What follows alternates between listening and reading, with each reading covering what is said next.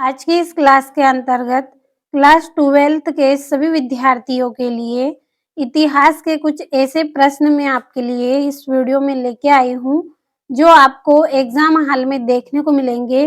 पूरे महत्वपूर्ण प्रश्न हम पढ़ेंगे वार्षिक परीक्षा के लिए, तो आप भरोसा रखें सभी प्रश्नों को कंप्लीट ज़रूर करें। तो पूरे प्रश्नों के आंसर मैंने पहले ही कंप्लीट कर दिए हैं, केवल समझना है आपको। तो चलिए जल्दी से शुरू करते हैं। पहला प्रश्न है, सही विकल्प चुनकर लिखिए। तो 1 से लेकर 6 आपके प्रश्न हैं, जिसमें आपको सही विकल्प चुनकर लिखना है। तो पहला है, हड़प्पा सभ्यता की मोहर किस पत्थर से बनाई जाती थी? हड़प्पा सभ्यता की जो मोहर है, वो बनाई जाती थी कौन से पत्थर से? सेल खड़ी पत्थर से वहाँ की मोहर बनवाई गई थी। अगला है, प्रसिद्ध प्रयाग प्रास्ति की रचना किसने की थी? हरिसेन ने प्रसिद्ध प्रयाग प्रास्ति की रचना की थी। तीसरा है, बी.वी. लाल कौन थे? तो बी.वी. लाल कौन थे? पुरातत्वविद थे। चौथा है, सुत्त पिटक किस धर्म का ग्रंथ है? तो सुत्त पिटक किस धर्म का ग्रंथ है? बौद्ध धर्म का यह ग्रंथ है। अगला है, एक आरंभिक विश्व यात्री किसे कहा गया है? इन बबूता को एक आरंभिक विश्व यात्री कहा गया है। और छठा है, बंगाल में स्तंभ मारीरी बंदोबस्त व्यवस्था लागू हुई 1793 ईस्वी में। यहाँ पे बंदोबस्त व्यवस्था लागू की गई।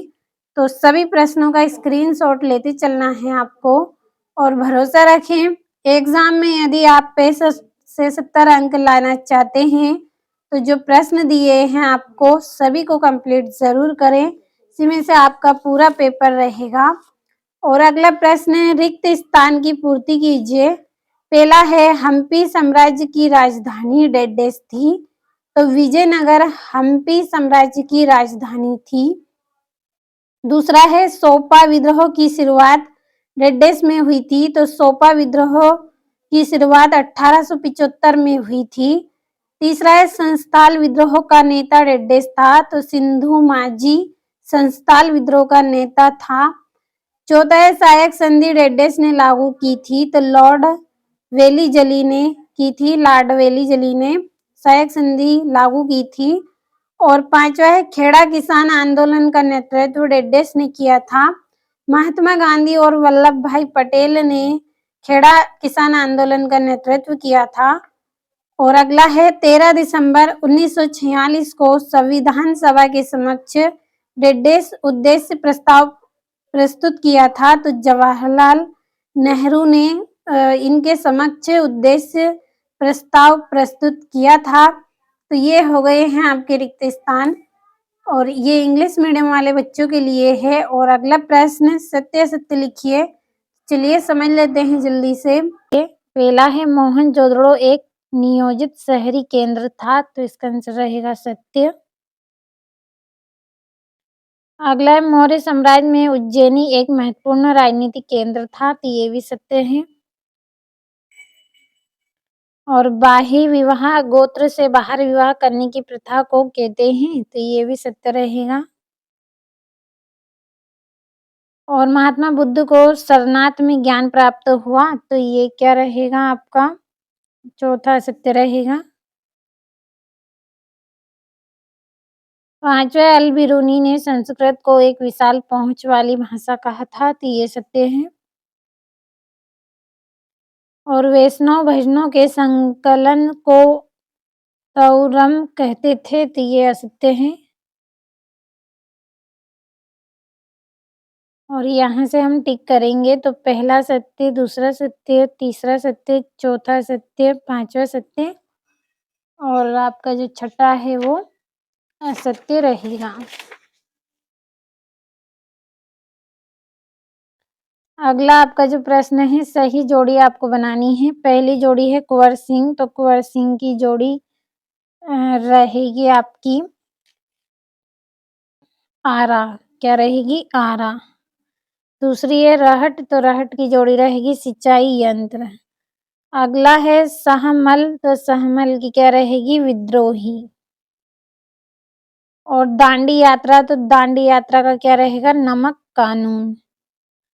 और एस.सी.एन. मुखर्जी, तो इसकी जोड़ी रहेगी आपकी संविधान के योजनाकार। और चन्हुदारो, तो इसकी जोड़ी रहेगी हड़प्पा सभ्यता का स्थल है। और अरमाइक तरमाइक की जोड़ी आपकी रहेगी भाषा।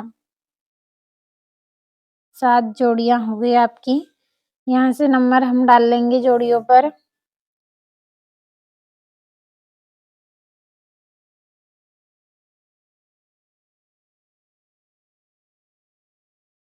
और ये वाली पहली। अगला आपका प्रश्न है, एक वाक्य में उत्तर लिखिए। पहला, किस राजवंश को उनके मातृ नाम से संबोधित किया जाता था? तो सातवाहन वंश के नाम से संबोधित किया जाता था।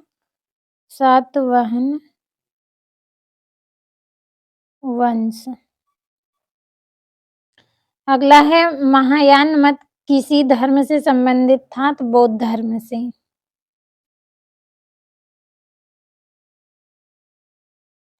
अगला है, मुगल काल में हासिल किसे कहा जाता था? तो राजस्व से प्राप्त वसूली को हासिल कहते थे। तो इसका आंसर हम जल्दी से लिख लेंगे, राजस्व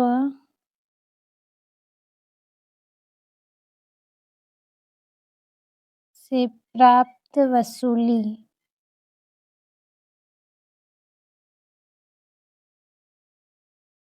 को हासिल कहते थे। अगला है, यह गिलास का फल एक दिन हमारे ही मुंह में आकर गिरेगा, किसने कहा था? लॉर्ड डलहौजी ने।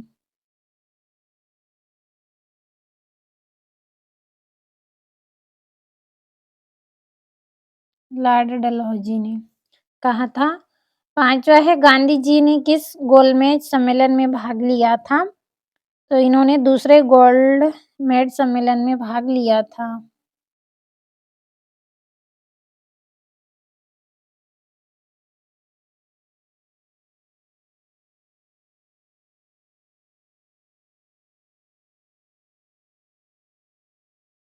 अगला है, हम सिर्फ नकल करने वाले नहीं हैं, यह वाक्य किसने कहा था? जवाहरलाल नेहरू ने कहा था।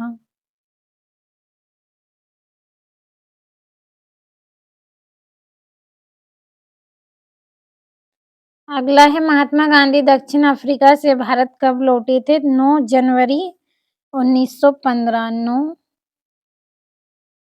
जनवरी 1915 को ये लौटे थे। तो आपके एक वाक्य में उत्तर हो गए। अगर आपको 70 अंक चाहिए तो पूरा पेपर आप कंप्लीट करें। और यहाँ से ये आपके 2-2 नंबर के प्रश्न हैं। और आपका 8वां प्रश्न है, महात्मा बुद्ध की प्रमुख 2 शिक्षाओं को लिखिए। और लोक परंपरा किसे कहते हैं?